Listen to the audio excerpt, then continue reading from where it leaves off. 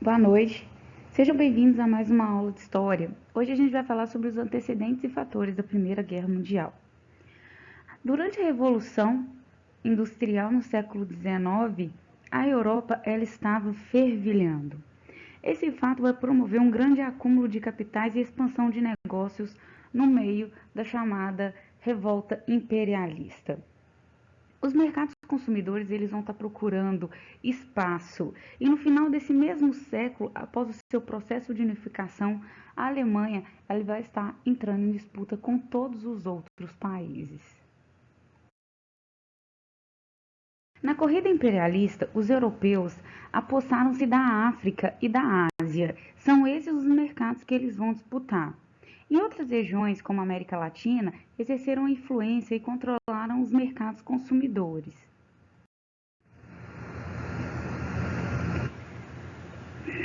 Aqui a gente tem, por exemplo, uma indústria de carros. Por que eu coloquei essa foto aqui? Porque é o seguinte, primeiro eu tenho as minhas indústrias e nessas minhas indústrias eu vou fabricar produtos. E para minha indústria ir para frente, eu preciso de duas coisas. Primeiro, eu preciso de matéria-prima para fabricar os meus produtos e depois eu preciso de mercado consumidor para vender os meus produtos. Aqui é uma linha de produção de uma indústria na Inglaterra no século XIX. Aqui é uma linha de montagem de um carro.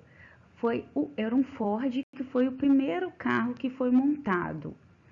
Então, o que acontece? Quando eu precisar de material de matéria-prima para montar esse carro, eu preciso agora de um mercado consumidor. O que acontece? A Europa ela já estava saturada dos meus, além dela estar saturada dos produtos, ela também já não tinha mais tanta mão de obra. Então essa corrida imperialista, ela foi por mercados para vender e por mercados para ter mão de obra. Então agora eles já estão vendo quem tem mais colônia para mercado. Aqui eu tenho uma locomotiva, eu tenho a expansão das linhas telefônicas, fios de cobre que vão ser o que vai estar né, em alta nas evoluções aí, na Revolução Industrial. Bom, eu tenho aqui o mapa da África e o mapa da Ásia. Então vamos lá. Aqui são os meus territórios do Reino Unido. O de laranjado são todos os territórios da Inglaterra. O de roxo são todos os territórios da Alemanha. E os de verde são todos os territórios da França, ok? Vamos lá, então a gente vê que a Alemanha está crescendo. Ela ainda não é tão forte quanto a França e quanto a Inglaterra, mas ela está na corrida imperialista.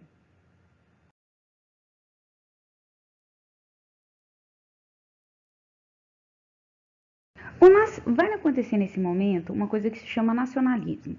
E o nacionalismo, ele é um movimento que ele existe para que cada nação ela mexa com o sentimento de pertencimento de cada cidadão dessa nação. Só que o nacionalismo, ele só vai beneficiar a burguesia, que a burguesia é que detém o poder político. Então, o nacionalismo ele vai fazer com que o povo ele se sinta pertencente àquele país e que ele brigue pelo país. Ele vai fazer com que o povo ele se sinta tão pertencente a ponto de brigar pelo país, a ponto de entrar em guerra pelo país, a ponto de fazer com que o povo queira que o país se sobressaia em todos os aspectos pelo outro país. Então, se precisar entrar em guerra pelo país, o povo vai entrar. Mas quem vai se beneficiar de qualquer poder vai ser só a burguesia. Então, o nacionalismo foi usado pelos países imperialistas para justificar essa expansão, porém beneficiava a burguesia que detinha o poder. Assim, para demarcar poder político e econômico, países europeus iniciaram a forte campanha nacionalista, que vai gerar rivalidades. Aqui, ó, tá vendo? Que vai ter aqui sempre os chefes, né, que seria a burguesia, vão estar soltando os cachorros, igual aqui, ó, na Espanha tem um toureiro. Então sempre vai ter alguém que vai estar comandando, igual aqui tem aqui tem um sultão, parece. Então eles sempre vão estar, né, comandando as nações e quem vai estar brigando sempre vai ser o povo.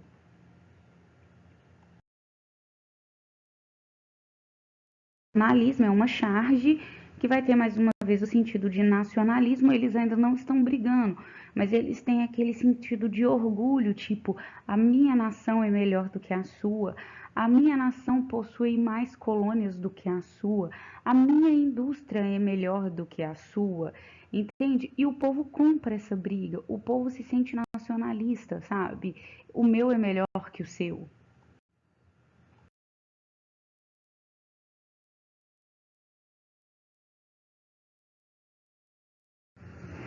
Em 1871, a unificação alemã completou-se após a derrota da França na Guerra Franco-Prussiana. Então, nessa Guerra Franco-Prussiana, a França perde para a Alemanha. E a França, ela vai passar por humilhações, como por exemplo, ela vai ter que assistir o Império Alemão sendo exaltado dentro do Palácio de Versalhes. Está aqui dentro da sala de espelhos do Palácio de Versalhes. A França, ela tem que assinar um contrato com a Alemanha, entregando, por exemplo, para a França o território da Alsácia-Lorena. Aqui, olha, esse aqui é o território da Alsácia-Lorena. Esse é um território rico em carvão mineral. É um território rico que a França não queria entregar. Ela assina um tratado de paz, né, humilhante para ela, e a França então ela já não está gostando mais da Alemanha, já está aquele clima ruim entre França e Alemanha. A Alemanha está se sentindo em cima da carne seca, mas a França já está com aquele saborzinho de ódio na boca. Então, a Alemanha se sentindo por cima da carne seca, a Alemanha vai lá e começa a acelerar o seu processo industrial e disputa mercados com a Inglaterra dentro da Europa. Então a Inglaterra agora já não gosta também mais da Alemanha, porque a Alemanha está disputando o seu mercado com a Inglaterra. E a Inglaterra ela que estava no topo desse processo, ela que estava no topo do mercado. Para piorar, a Alemanha, ela tomou, né, a Alsácia-Lorena da França e agora ela começa a disputar na região do Marrocos, na África, o comércio com a França. Porque a região do Marrocos é da França. E agora a Alemanha já está lá dentro disputando o mercado também. Então a Alemanha já está começando a cutucar todo mundo. E o povo já não está gostando mais tanto da Alemanha, assim. Vamos ver como é que tá aqui? Vamos lá. Esse aqui é o território de Marrocos, que a Alemanha está tentando entrar. Esse território é da França e a França não está gostando. Territórios amarelos são territórios ingleses. Então vamos lá. Tudo isso daqui é da Inglaterra. E o que é verde é da Alemanha. Então, a Alemanha ainda está pequenininha.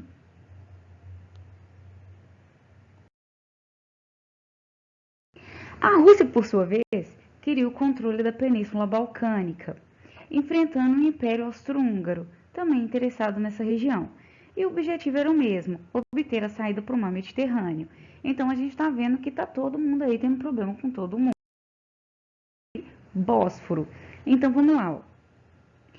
Essa daqui, ó, esse é o Estreito de Bósforo.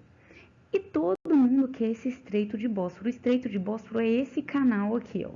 E por que todo mundo quer esse Estreito de Bósforo, professor? É porque é o seguinte, esse estreito é o que separa a Ásia da Europa. Então esse daqui é a melhor rota de comércio. Todo mundo quer esse território. Então vamos ver o que vai acontecer no meio disso tudo. É lógico que vai ser a guerra.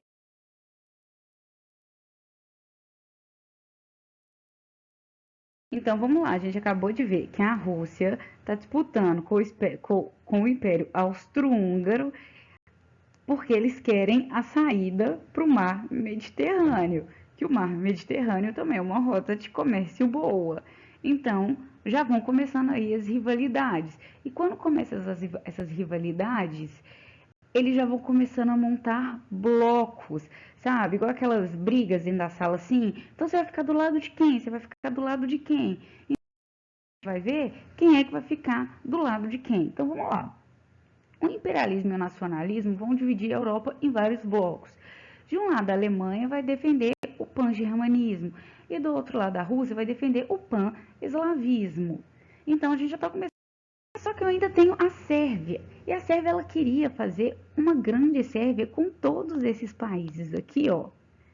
De origem sérvia, da região balcânica. Ela queria fazer um único estado com todos eles, para ficar um estado sérvio.